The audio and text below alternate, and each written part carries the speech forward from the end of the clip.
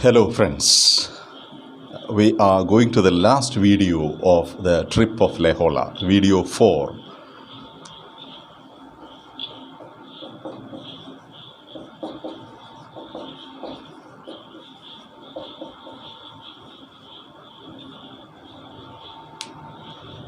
എല്ലാവരും പാഠം വായിക്കുന്നുണ്ടാവുമെന്നും വീഡിയോകൾ കാണുന്നുണ്ടാവുമെന്നും ഞാൻ കരുതുന്നു. കാരണം ആവർത്തിച്ച് വായിച്ചാൽ മാത്രമേ ഈ ചാപ്റ്റർ മനസ്സിലാവുകയുള്ളൂ. ആവർത്തിച്ച് കണ്ടാൽ മാത്രമേ ഈ വീഡിയോയിലെ എക്സ്പ്ലനേഷൻസ് മനസ്സിലാവുകയുള്ളൂ. അതുകൊണ്ട് from the examination point of view it is very important to be thorough with the text book.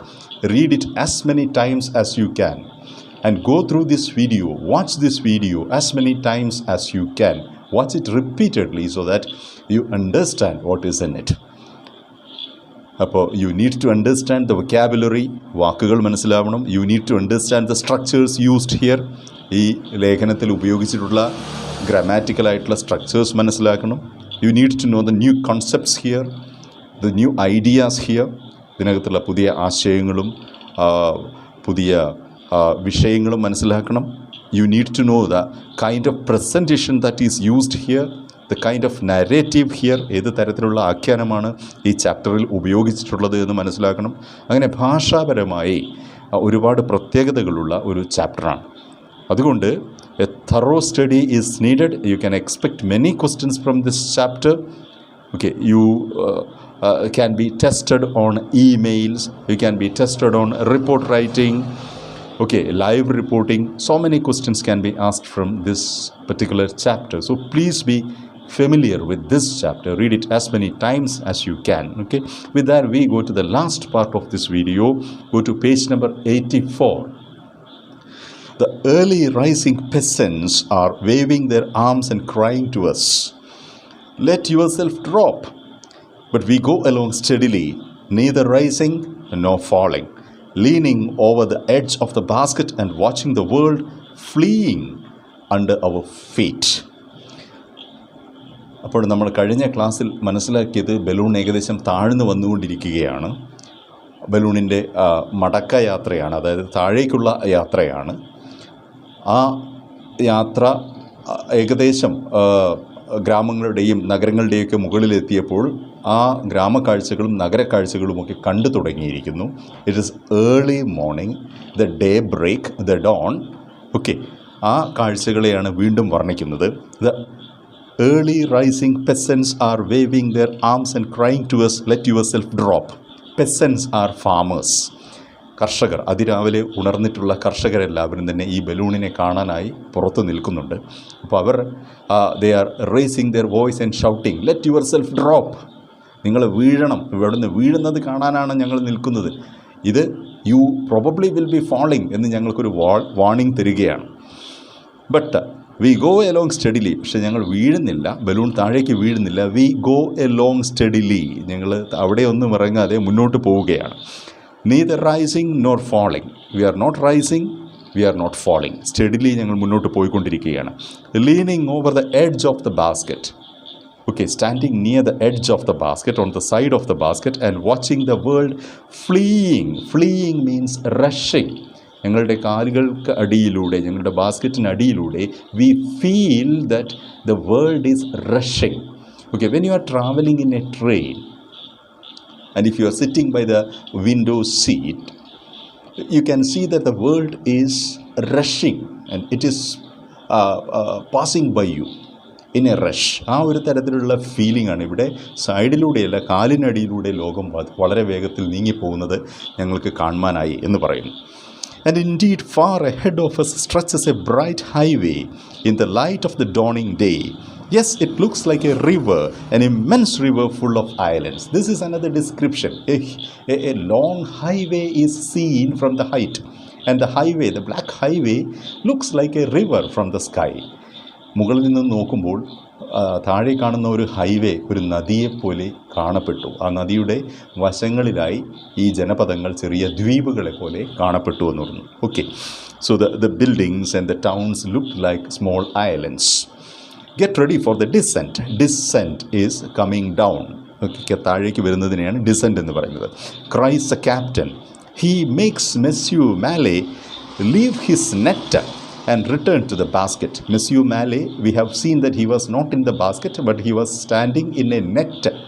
The net which was connecting the basket with the balloon. അവിടെ നിന്നിട്ട് ആണ് ഈ മാലെ പുറത്തേക്ക് നോക്കിക്കൊണ്ടിരുന്നത്. So the Captain Jovis is asking Mallet to come down from the net because the balloon is going to be settled down his net and return to the basket. Then we pack the barometers and everything that could be injured by possible shocks. We can understand this. When the balloon is coming down, the first part to hit the ground will be the basket. ഈ ബലൂണിന് കീഴെ തൂങ്ങിക്കിടക്കുന്ന ഈ basket ആയിരിക്കും ഭൂമിയിൽ ആദ്യമായിട്ട് ഇടിച്ചിറങ്ങുക. അപ്പോൾ അതുകൊണ്ട് അങ്ങനെ ഈ ബാസ്ക്കറ്റ് ഇടിക്കുന്ന സമയത്ത് കേടുവന്നു പോകാൻ സാധ്യതയുള്ള ബാരോമീറ്റേഴ്സും മറ്റ് എക്യുപ്മെൻറ്റ്സ് എല്ലാം ഭംഗിയായി ഞങ്ങൾ പാക്ക് ചെയ്തു വെച്ചു. Okay, everything, we pack the barometers and everything that could be injured by possible shocks. Monsieur Besant exclaims, look at the mast over there to the left, we are at the sea. അപ്പോൾ മെസ്യു Besant ഒരു കാഴ്ച കണ്ടിട്ട് പറഞ്ഞു, you can see the mast of the ship. Okay, കപ്പലുകളുടെയൊക്കെ കൊടിമരങ്ങൾ അവിടെ കാണുവാനുണ്ട്. Poles are to be seen. It means that we are floating over the sea. നമ്മൾ സമുദ്രത്തിനോട് അടുത്തുകൊണ്ടിരിക്കുകയാണ്, കപ്പലുകൾ കാണുവാനുണ്ട് എന്ന് പറയുന്നു. Look at the mast over there to the left and we are at the sea. Fogs have hidden it from us until then. We haven't seen the sea before because our sight has been hidden by fogs, mist. മഞ്ഞ് മൂടിയതുകൊണ്ട് ഞങ്ങൾക്ക് അത്രയും ദൂരേക്ക് കാണുവാൻ നേരത്തെ കഴിഞ്ഞിരുന്നില്ല. അതുകൊണ്ട് ഞങ്ങൾ കടലിനെ അഭിമുഖീകരിച്ചാണ് നീങ്ങുന്നത് എന്നുള്ളത് ഞങ്ങൾക്ക് നേരത്തെ മനസ്സിലായിരുന്നില്ല എന്ന് പറയുന്നു. Okay, the sea is everywhere to the left and to the opposite of us. We are approaching the sea. It is necessary to descend within a minute or two. It was very important that we were descending, we were landing within 1 minute or 2 minutes. The problem is that it was not possible to land in the sea. We needed to land on the ground. Okay, അതുകൊണ്ട് കടലിൽ എത്തുന്നതിന് മുമ്പായി ഞങ്ങൾക്ക് land ചെയ്യേണ്ടതുണ്ടായിരുന്നു.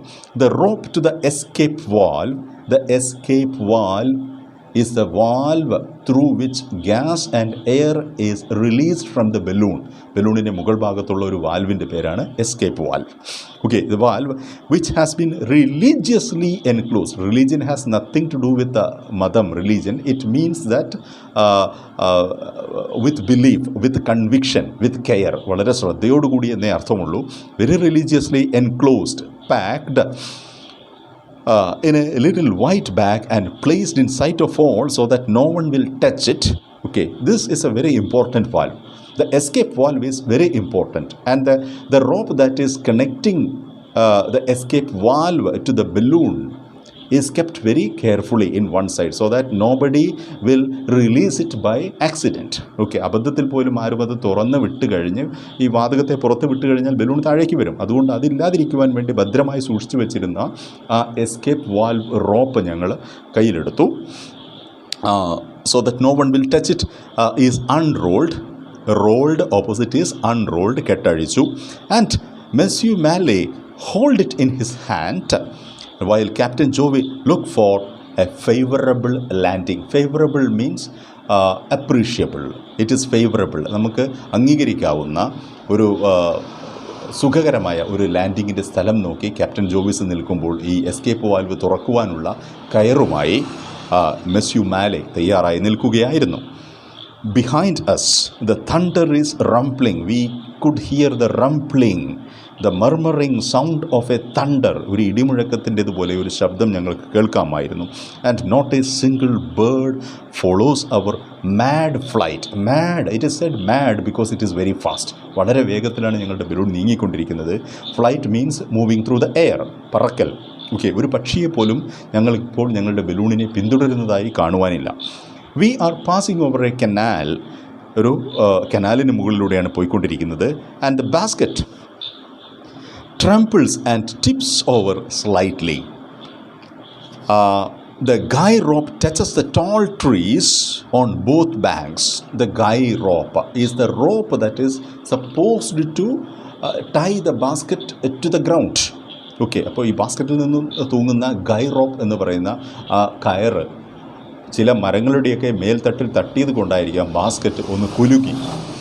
V pass with frightful rapidity. Frightful means terrible, shocking, ഫിയർസം.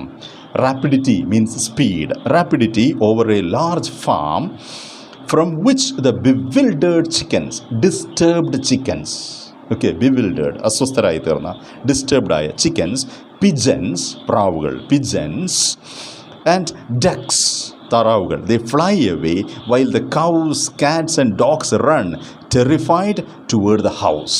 Okay, and when this huge balloon is passing over the houses, the animals and birds of those farmhouses are completely disturbed and they are rushing here and there, they are running here and there. Just one half bag of ballast is left. Ballast is explained earlier. ഈ ബലൂണിലെ ഭാരം നിയന്ത്രിക്കുവാനായി കരുതിയിട്ടുള്ള ഈർച്ചപ്പൊടിയോ അല്ലെങ്കിൽ മണലിനെയോ ഒക്കെയാണ് നമ്മൾ ballast എന്ന് വിളിക്കുന്നത്. ഇനി കളയുവാനായി ആകെ ബാക്കിയുള്ളത്, ഈ ബലൂണിനെ അല്പം കൂടി ഉയർത്തണമെങ്കിൽ കളയുവാനായി ബാക്കിയുള്ളത് just half a bag of ballast മാത്രമേ ഉള്ളൂ. Joe throws it overboard. ഈ ബലൂണിനെ അല്പം ഒന്ന് ഉയർത്താനായിട്ട്, അതായത് ഈ ബലൂണിൻ്റെ അടിയിലുള്ള ബാസ്ക്കറ്റ് മരങ്ങളുടെയൊക്കെ തലപ്പുകളിൽ തട്ടിത്തുടങ്ങിയിരിക്കുന്നു. It is very dangerous. If it hits on the top of trees or buildings, that will be dangerous for the passengers. So the balloon needed to be raised a little overboard, and he throws it overboard from the balloon, from the basket outside. Okay, and the Le Horla flies lightly across the roof. വീടുകളുടെയൊക്കെ റൂഫിന് മുകളിലൂടെ, മേൽക്കൂരകൾക്ക് മുകളിലൂടെ Le Horla pass ചെയ്ത് പോകുന്നു. Very thrilling, very exciting. We are going to touch the ground. The captain once more cries, "The escape valve, please. Open the escape valve." ഇനി നമ്മൾ കാത്തു നിൽക്കേണ്ടതില്ല. Open the escape valve. Monsieur Mallet reaches for the rope and hangs to it, and we drop like an arrow. Okay, he releases the escape valve, and the air should be going out, and the balloon is coming down very fast. Like an arrow, we are shooting down. With the slash of a knife, okay, slash means cutting. A fast cutting means a slash. With the slash of a knife, the cord which retains the anchor is cut. ANCHOR, anchor. മലയാളത്തിൽ നമ്മൾ നങ്കൂരം എന്ന് വിളിക്കുന്ന ഒരു ഹോൾഡാണ് anchor എന്ന് പറയുന്നത്. It's an iron equipment, A heavy iron equipment. Okay, and which is used for pulling over something on the ground. Okay, നങ്കൂരം. The anchor is cut and we drag this grapple, നങ്കൂരം, okay, anchor behind us. അപ്പോൾ ഞങ്ങൾ ഈ ബലൂണിൽ ബന്ധിച്ചിരിക്കുന്ന നങ്കൂരം അഴിച്ചിട്ടു. അത് താഴെ ഭൂമിയിൽ എവിടെയെങ്കിലും പോയി കൊളുത്തിയെങ്കിൽ മാത്രമേ ബലൂണിൻ്റെ ഈ മുന്നോട്ടുള്ള വേഗത കുറയ്ക്കുവാൻ പറ്റുകയുള്ളൂ. The balloon needs to come down first. Grapple behind us through a field of beets. Beets means beetroot. Okay, beetroot പാടങ്ങളിലൂടെ അതിന് മുകളിലൂടെ പോകുമ്പോൾ we are throwing this. Through a field of beets, here are the trees. We take care, hold fast, look out for your heads. തല എവിടെയെങ്കിലും വെച്ച് ഇടിക്കരുത്. Take care of your heads, we may hit somewhere. The captain is giving orders very fast. We pass over the trees. ഇപ്പോൾ ഏകദേശം മരങ്ങളുടെ നിരപ്പിലാണ് പോകുന്നത്. We pass over the trees, then a strong shock shakes us. The anchor has taken hold. Successfully and safely the anchor has caught on something. മരങ്ങൾക്കിടയിലൂടെ, ഈ ബീട്രൂട്ടിനിടയിലൂടെ എവിടെയോ ഈ anchor ഉറച്ചിരിക്കുന്നു. അതുകൊണ്ട് the balloon has got a shock. ഒരു tremendous tremor, ഒരു shock ബലൂണിന് അനുഭവപ്പെട്ടു. ഏതായാലും ബലൂൺ സേഫായി നിന്നിരിക്കുന്നു. Look out, take a good hold, raise yourself by your wrist, we are going to touch the ground. Balloon ഉടനെ ഭൂമിയിലേക്ക് വീഴും. അതുകൊണ്ട് ഈ ബാസ്ക്കറ്റിൽ raise yourself by your wrist. Okay, കൈകൊണ്ട് പിടിച്ചതിന് ശേഷം ശരീരം ഉയർത്തി നിർത്തിക്കൊള്ളുക. Because the basket is going to hit the ground and while the basket is hitting you may injure your knees. കാൽമുട്ടുകൾക്കോ തോളുകൾക്കോ ഒക്കെ പരിക്ക് പറ്റാനിടയുണ്ട്. അതുകൊണ്ട് balance yourself in the basket. The captain is ordering. The basket does indeed strike the earth. ഭൂമിയിൽ basket ഇടിച്ചു നിൽക്കുന്നു. And then it flies up again. Once more it falls and bounds upward again. And at last it settles on the ground. Okay, while the balloon struggles madly like a wounded beast. Beautiful expression. The basket hit the ground finally. Basket അവസാനം ഭൂമിയിൽ ഇടിച്ചു നിന്നു. Balloon അപ്പോഴും ആകാശത്ത് വളരെ വയലൻ്റായി പാറിക്കളിക്കുകയാണ്. Okay. Peasants run towards us. അങ്ങനെ അവസാനം ബലൂൺ ഭൂമിയെ സ്പർശിച്ച സമയത്ത് പെസൻസ്, കർഷകർ, 4 ഭാഗത്തു നിന്നും, ഈ തോട്ടങ്ങളുടെ വയലുകളുടെ 4 ഭാഗത്തു നിന്നും കർഷകർ ഓടി അടുത്തേക്ക് വരികയാണ്. റൺ ടുവേഡ് us, but they do not dare approach. They are not courageous enough, brave enough to approach us. The reason is the balloon, the huge balloon is slowly coming down. Okay. And for one cannot set foot on the ground until the bag is almost completely deflated. Deflated means the air completely gone out. Okay. Then almost at the same time as the bewildered men, some of whom show their astonishment means surprise, wonder, by jumping with the wild gestures of savages, all the cows that are grazing along the coast come toward us. Okay. And the peasants and the animals and the cows, everybody is rushing toward the basket. ഈ basket നിലത്ത് മുട്ടിയപ്പോൾ 4 വശത്തു നിന്നും ആളുകളും പശുക്കളുമെല്ലാം ഞങ്ങൾക്കെതിരെ ഓടി വരുവാൻ തുടങ്ങി. That are grazing means മേയുക. Okay. Eating grass. Along the coast come toward us. തീരത്തിനോട്, അപ്പോൾ കടൽ തീരത്തിന് അടുത്തുള്ള ഒരു സ്ഥലമായിരിക്കണം, അതുകൊണ്ടാണ് എലോങ് ദ കോസ്റ്റ്. ഓക്കെ. അവിടെ ഉണ്ടായിരുന്നവരെല്ലാവരും ഞങ്ങൾക്ക് നേരെ ഓടി അടുത്ത് വരാൻ തുടങ്ങി. Surrounding our balloon with a strange and comical circle of horns. ഈ പശുക്കളെല്ലാം ഞങ്ങളുടെ ബാസ്ക്കറ്റിന് ചുറ്റും വന്നു നിന്നപ്പോൾ അവരുടെ കൊമ്പുകൾ, horns, were forming a comical circle, തമാശ നിറഞ്ഞ ഒരു സർക്കിളായി മാറി. ഈ കൊമ്പുകളുടെ മാത്രം ഞങ്ങൾ നോക്കുമ്പോൾ ഞങ്ങൾക്ക് ചുറ്റും കുറേ കാളകളുടെ കൊമ്പുകളാണ് നിൽക്കുന്നത് കണ്ട്. It was a comical sight. Big eyes and blowing nostrils. പശുക്കളുടെ they have the tendency of breathing heavily. അതാണ് blowing nostrils. Nostrils മൂക്കുകളാണ്. ഓക്കെ. പശുക്കളുടെ മൂക്കിൽ നിന്ന് നീരാവി ഉയരുന്നു. With the help of the accommodating and hospitable Belgian peasants. അപ്പോൾ ഫ്രാൻസിൽ നിന്നും we have reached Belgium. Okay. accommodating means സ്വീകരണ മനോഭാവമുള്ള, people who are willing to receive guests. Okay.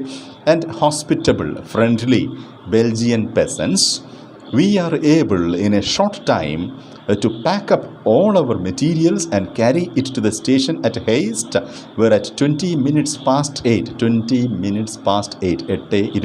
okay, we take the train for Paris. അങ്ങനെ അവരുടെ എല്ലാ സഹായത്തോടു കൂടി ഞങ്ങളുടെ എല്ലാ സാധനങ്ങളും പാക്ക് ചെയ്യുകയും ബലൂണെല്ലാം പാക്ക് ചെയ്യുകയും ഹെയ്സ്റ്റ് എന്ന അടുത്തുള്ള റെയിൽവേ സ്റ്റേഷനിൽ നിന്നും പാരീസിലേക്കുള്ള ട്രെയിനിൽ കയറുകയും ചെയ്തു. ഓക്കെ.